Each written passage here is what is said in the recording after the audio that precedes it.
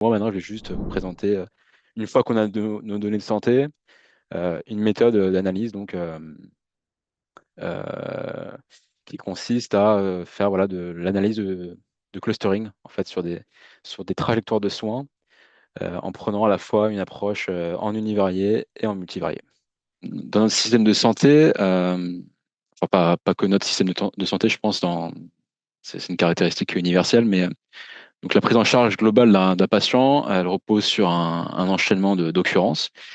Donc ça va du diagnostic au traitement, puis au suivi. Et ça va constituer en fait ce qu'on appelle la trajectoire de soins du patient. Et dans le contexte donc de la santé publique, analyser ces trajectoires dans leur globalité, euh, grâce notamment à des techniques de segmentation, ça va nous permettre d'identifier des actions qui ont été efficaces sur les trajectoires, mais aussi donc de détecter quand il y a eu des dysfonctionnements ou alors quand il y a des disparités entre les patients. Et donc, voilà, par la suite, ça va nous permettre de proposer des ajustements qui vont être ciblés pour donc améliorer l'organisation des soins. Donc évidemment, l'analyse des trajectoires de soins, ça repose sur des données, enfin sur l'analyse de données longitudinales, donc issues donc de plusieurs sources. Par exemple, les données du SNDS, issues des bases de données hospitalières, sinon, ou alors voilà, il y a plusieurs autres sources de données disponibles. Néanmoins, il existe plusieurs challenges donc, liés à l'analyse de ces données, et notamment en premier lieu, un challenge lié à la nature qui est séquentielle des données, donc avec une dimension temporelle qui va être important de conserver en fait cette dimension temporelle tout au long de l'analyse. Euh, enfin, un autre challenge lié à l'analyse de ces données, ça va être sur le choix crucial de la représentation des trajectoires de soins, puisque ça va avoir un impact sur les analyses, les méthodes d'analyse que l'on va utiliser par la suite. Et donc, on a notamment donc, un choix sur les séquences euh, d'occurrence. Ça va être sur le type de séquence, donc événement, intervalle ou état. Et un autre choix va être sur la partie univariée ou multivariée. Donc, dans un premier temps, là ici, je vous représente donc une illustration des différents types de séquences d'occurrences qui constituent en fait les trajectoires de soins des patients. Donc les séquences, dans un premier temps, d'événements qui sont des occurrences juste ponctuelles observées au cours du suivi du patient.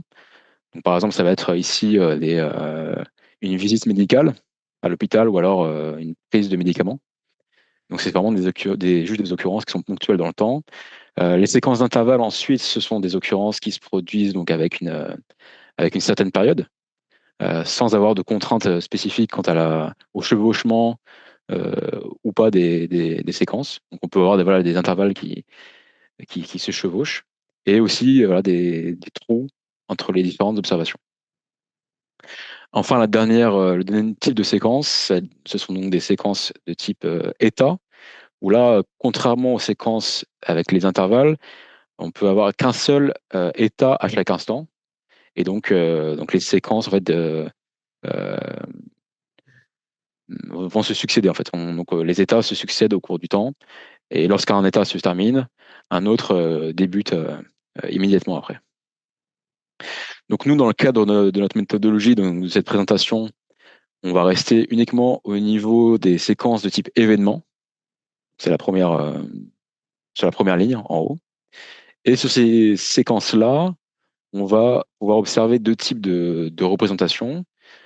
À la fois donc les séquences d'événements en univarié, où là on a juste euh, des événements successifs au cours du temps pour un patient, euh, voilà, de manière assez classique.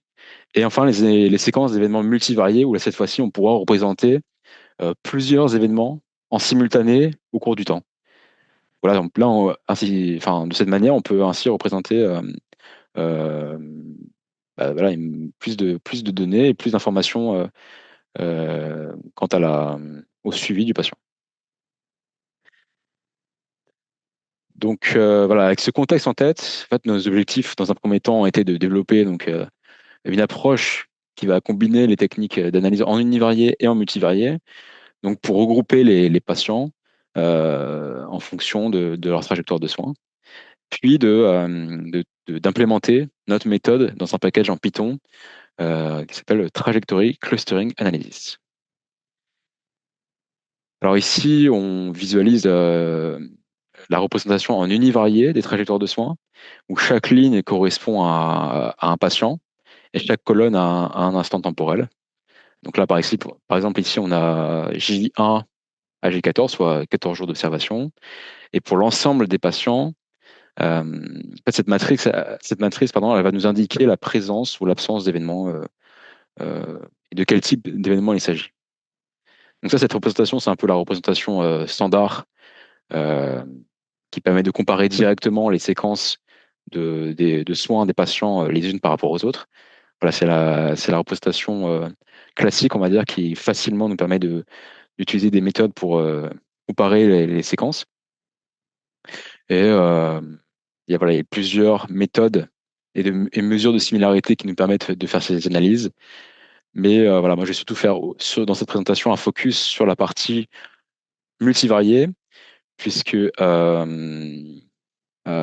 quand même voilà, une méthode de représentation, enfin une méthode qui est plus riche et plus dense. Donc, je vais passer plus de temps dans cette présentation à vous parler de ces types de trajectoires. Donc là, ici, sur cette diapo, nous pouvons visualiser la représentation multivariée, où chaque patient ici est représenté par une matrice de données binaires. En ligne, on retrouve les différents événements de soins, et en colonne, les différents instants d'observation dans le temps, donc toujours ici de J1 à J14. Euh, et donc on voit que voilà, c'est une matrice binaire, c'est-à-dire que à certains moments dans le temps, il y a eu une occurrence d'événements de soins observés. Et on peut voir qu'il y a à J7, par exemple, ou à J8, il y a donc plusieurs événements de soins qui ont été observés en même temps. Et donc cette méthode nous permet de, euh, d'enregistrer cette simultanéité des données pour un patient. Donc là, quand on passe à une représentation plus, on va dire, mathématique, on a une matrice de dimension n fois tk pour ce patient. Et donc, lorsque l'on intègre l'ensemble des patients, nos cas patients, on va obtenir une structure de données en trois dimensions irrégulières. Irrégulière puisque la dimension tk propre à chaque patient va changer selon le temps d'observation. Et, euh, et donc, c'est une structure de dimension enfin, une structure en trois dimensions, pardon, que l'on appelle tenseur dans le jargon mathématique, mais qui est plus riche surtout car elle permet d'intégrer simultanément plusieurs types d'actes médicaux. Donc voilà, ça nous permet vraiment de représenter, enfin, d'appréhender la complexité réelle des soins. Donc là, on est content, on a un objet qui nous permet de représenter les trajectoires de soins en multivarié pour l'ensemble de nos patients. Néanmoins, c'est des objets qui sont assez compliqués à analyser.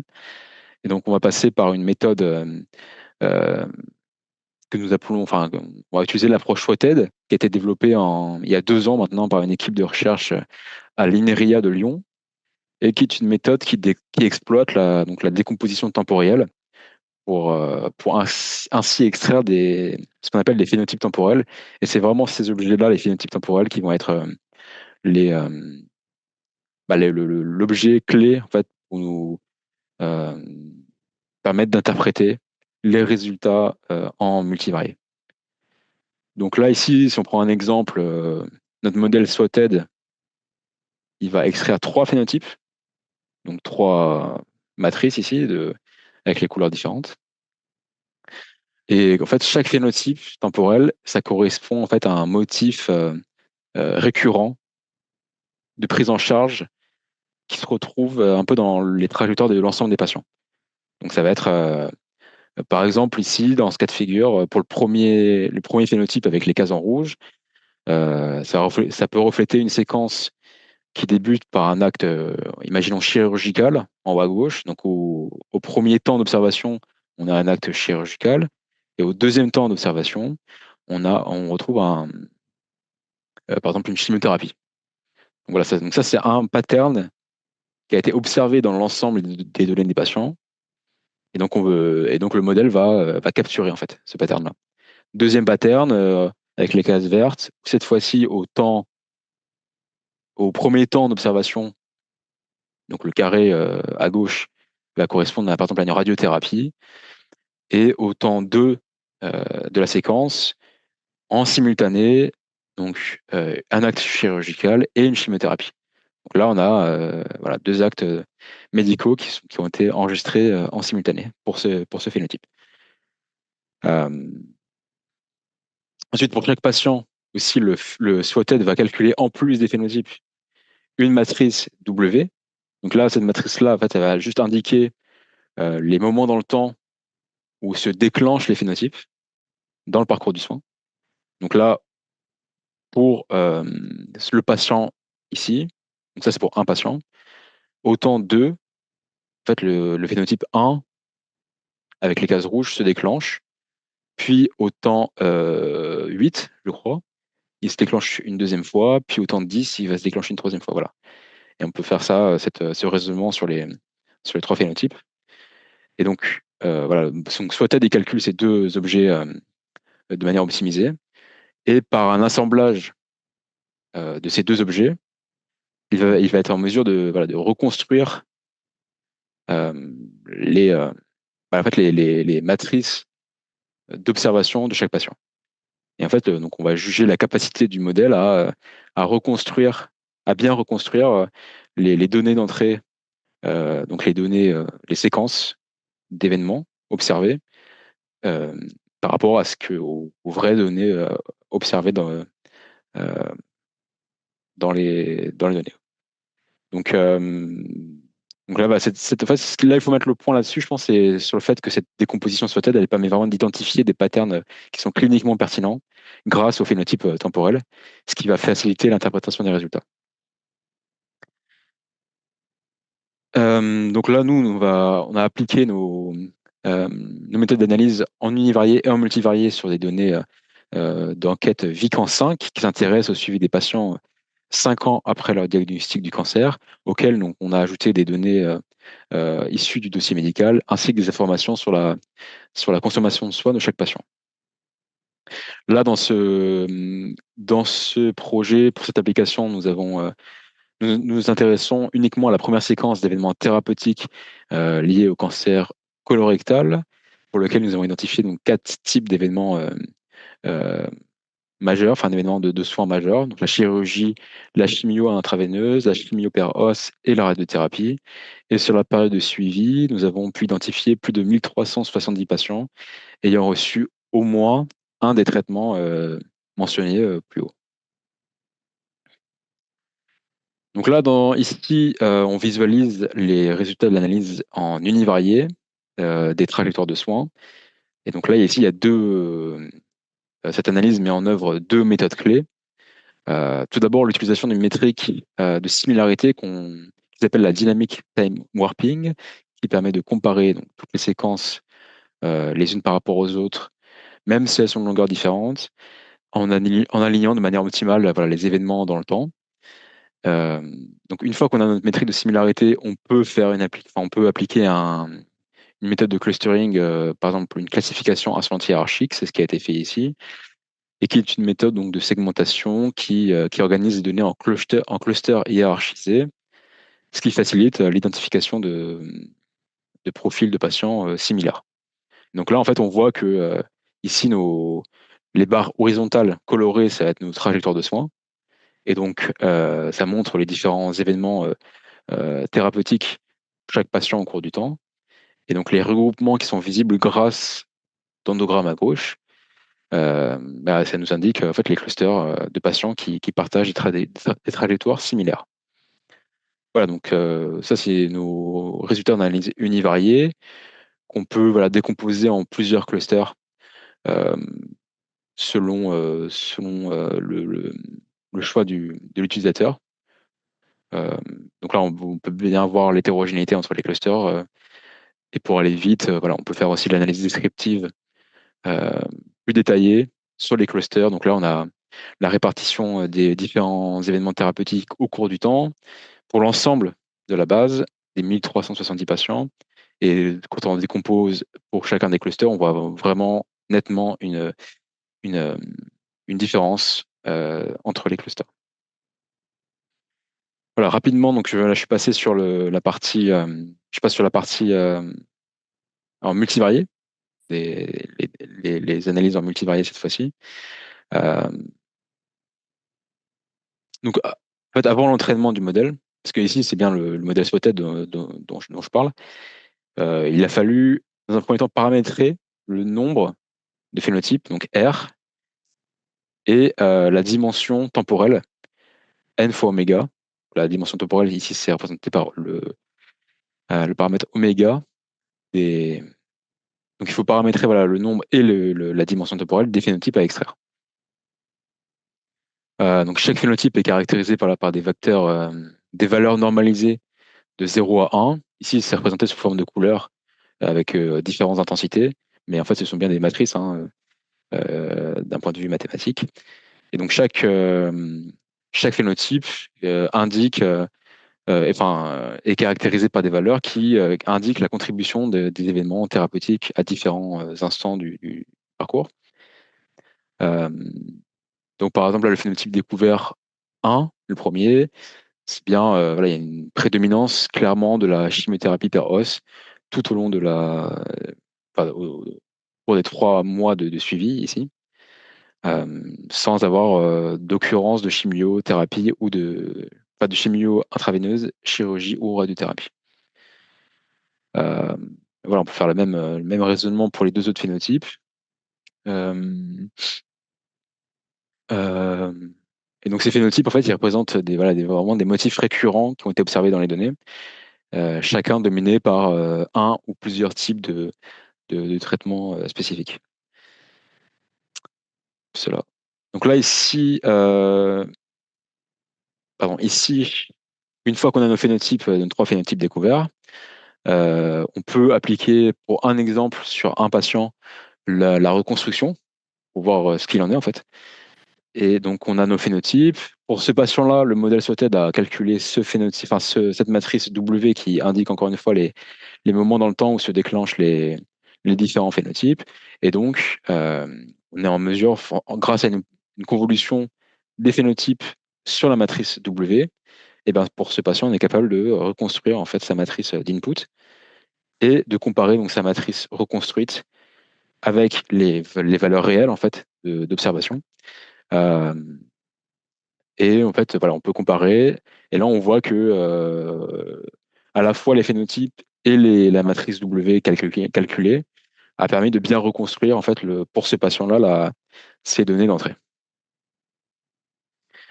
Et donc nous, j'ai enfin arrivé à la partie interprétation des clusterings, puisque pour les clusterings, on va utiliser la matrice W cette fois-ci pour en fait essayer de construire un vecteur d'intensité des phénotypes qui vont nous permettre de faire les clusterings par la suite. Et donc en fait, ici, notre matrice W pour ce patient, c'est une matrice donc, de valeurs numériques. Lorsqu'on fait la somme, donc on réduit la dimension de cette matrice à une dimension, grâce à une opération de sommation, bah, on obtient un vecteur d'intensité des phénotypes pour un patient. Et en normalisant, on a des valeurs entre 0 et 1, où en fait, chaque valeur indique à quelle intensité, pour ce patient-là, chacun des phénotypes vont, avec quelle valeur les phénotypes vont se déclencher pour ce patient-là. Donc voilà, pour chaque patient, on est capable de faire cette opération, de ressortir un vecteur d'intensité des phénotypes, et donc ensuite de faire sur ces vecteurs d'intensité des phénotypes notre clustering, de la même manière qu'on faisait en univarié, puisque ici, nous visualisons donc pour pour chaque patient. Donc ici, une ligne, c'est le vecteur normalisé d'intensité des phénotypes. donc de 0 à 1. Et on peut ainsi réappliquer une méthode de clustering qui nous permet de regrouper les patients selon leur vecteur similaire ou, euh, ou pas. Et de la même manière, on est en mesure de calculer, de ressortir des clusters d'importance. Où cette fois-ci, ce sont plus la, en abscisse l'échelle temporelle. Cette fois-ci, en abscisse, on retrouve les différents phénotypes. Donc, c'est-à-dire que pour bien lire ces résultats, idéalement, il faut avoir donc ces clusters d'un côté et nos phénotypes de l'autre côté pour avoir cette double vision et pouvoir dire, voilà, pour chaque cluster, on peut considérer que, par exemple, pour le cluster 1, le phénotype 2 a une importance significative. Voilà. Et pour le cluster 2, le phénotype 1 n'a aucune importance. Et voilà, donc du coup, il faut lire ces résultats en parallèle avec les phénotypes qui sont ici, pour rappel. Donc une fois qu'on a nos clusters, voilà, on a plusieurs méthodes juste pour déterminer le bon nombre de clusters. Parce que là, ici, j'en ai 3 clusters. Tout à l'heure, j'en ai montré 4. En fait, c'est l'utilisateur final qui décide du bon nombre de clusters à sélectionner dans son algorithme. Et donc pour ça, il y a plusieurs mesures qui permettent de mesurer euh, la qualité des clusters. Donc ici, dans notre cas de figure, dans notre exemple d'application, pour cette mesure, on a retenu 3 clusters en multivarié. Parce que ici, c'est une métrique qu'on souhaite maximiser. Cette fois-ci, pour cette autre métrique, on a retenu 4 clusters. Et enfin, pour la dernière métrique, 3 clusters. Donc voilà, on peut considérer qu'avec 3 ou 4 clusters, mais idéalement 3 clusters, on peut mieux représenter l'hétérogénéité entre les patients. Et en fait, voilà, pour bien faire un récap là-dessus, il y a plusieurs quand même choix cruciaux à faire tout au long de la méthode, à la fois sur la bonne méthode, la bonne manière de représenter nos trajectoires de soins, la préparation des données. Euh, alors, en multivarié, on a implémenté une approche SWOT qui est efficace, qui permet d'extraire des phénotypes temporels. Ensuite, pour l'étape 2, il faut faire le choix de la métrique de similarité sur le cluster pour comparer les séquences les unes par rapport aux autres. Et en étape 3, il y a aussi des choix sur l'algorithme de clustering à sélectionner et le bon nombre de clusters à garder à la fin. Donc, ça fait quand même beaucoup de choix qui rentrent en compte au final. Et c'est pour ça que voilà, il faut faut bien poser la bonne manière de faire dès le début avec la bonne représentation des trajectoires de soins et ainsi de suite jusqu'à l'analyse des résultats. Pour conclure, voilà, le choix de la bonne représentation des trajectoires de soins combiné avec une segmentation adaptée à chaque représentation va nous permettre d'identifier des patterns qui sont cliniquement pertinents dans la prise en charge des patients et ça va nous permettre de mieux identifier les bonnes décisions à prendre quant à l'organisation des soins. En pratique, notre package TCA qu'on a développé au CESTIM, il propose déjà plusieurs mesures de similarité et plusieurs types d'algorithmes de clustering qui sont déjà disponibles aujourd'hui dans le package. Et voilà, il y a quand même certaines fonctionnalités qu'on n'a pas encore développées, qu'on souhaiterait développer, comme l'identification et l'interprétation de parcours caractéristiques pour chaque cluster. Il s'agirait en fait voilà, de sortir un parcours, enfin, ou une trajectoire pour chaque cluster qui va représenter euh, chacun des clusters. Et aussi faire une analyse de discordance, c'est-à-dire rajouter des covariables d'intérêt avec les clusters pour nous permettre voilà, de faire des analyses plus fines, plus détaillées, descriptives de chacun des clusters. Et je vous remercie.